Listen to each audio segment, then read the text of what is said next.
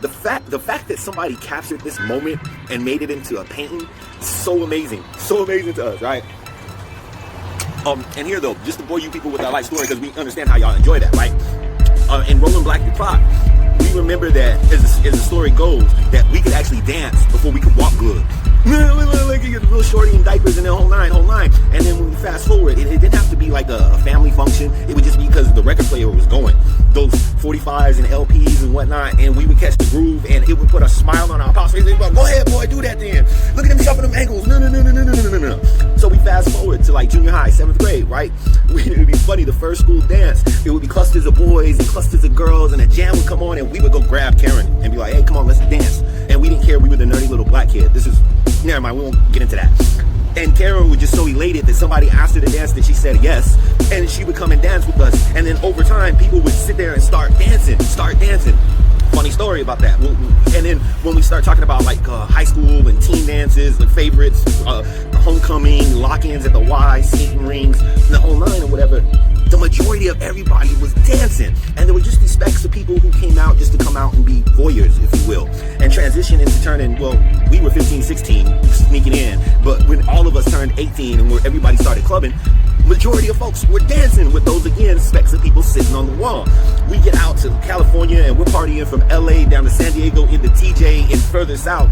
Everybody's dancing. We get up to Boston, we go to Houston, we go to San Antonio, we go all these places. Everybody's dancing. However, there was this transition to where dancing wasn't cool no more.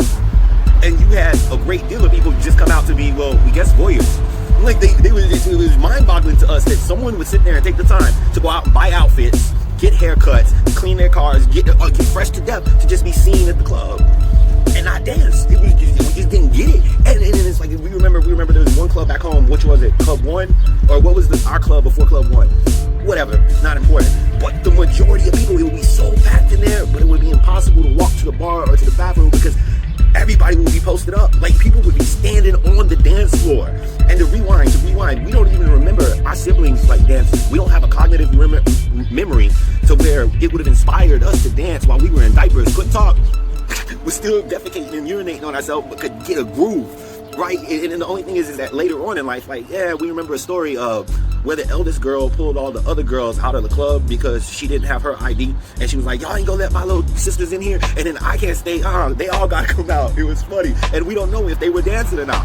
But the thing is that they infused the idea to associate dancing with homosexuality, and that made a great deal of males just off rip. They were like, oh, dancing's gay? Nope, not dancing, not me. I ain't doing that gay shit.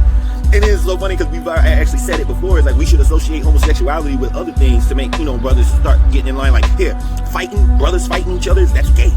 Like brothers not becoming educated, not becoming entrepreneurs, that's gay. So, but if we're gonna play the game, right, then play the game. But back to this whole social engineering thing. Exercise is the number one stress relief. And dancing is like almost a full body aerobic type workout. And right now you should be thinking about how Zumba caught on like wildfire and everyone's, dancing to lose weight. And in that, we look back, no shots is being fired right now. We look on our Facebook page and we see people make their posts and this, that, and the third, and we look at the club raps because from back when we were a promoter, bartender, bouncer, bar back, whatever. And the people that are still linked up with us that used to dance have put on a little weight. Some a little bit more than others because they stopped dancing. And we understand priorities, children, relationships, but removing dancing off of our table is a detriment to our peoples. It's like because in being a stress relief, it defeats depression, anxiety, things of this nature because it's easier to keep that stress on us, so there's more strife in our life, more combativeness, more everything. But yeah, dancing is not gay, especially when we look back on the ancestors. That's been integral to our community before we were put on slave ships, redesignated, classified, whichever story, we're going to talk about. Because even today, the warriors of the Zulu nation get in their traditional garb and come out there and they step. But anyway, so yeah, y'all should maybe look into dancing because we're thinking about coming out of retirement and doing something. But yeah, and so while you're here, shop a store, cop some merch. We got city states, a whole bunch of graphic designs that we actually authored ourselves. There's new stuff coming. And if you can't cop something, donate.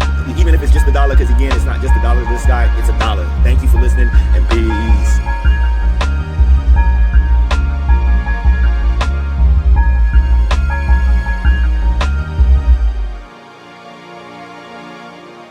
eat.